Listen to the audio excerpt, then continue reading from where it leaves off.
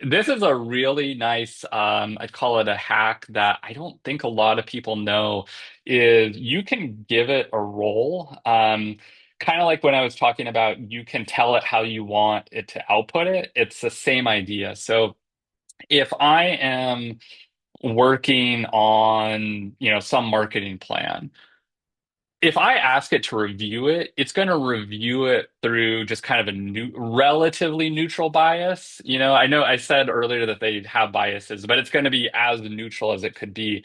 But if I tell it, hey, please act like you're an experienced marketing director and review this with a lot of depth and a lot of detail, it's going to give you a totally different output. It's going to go really deep on it and look at everything with a different lens.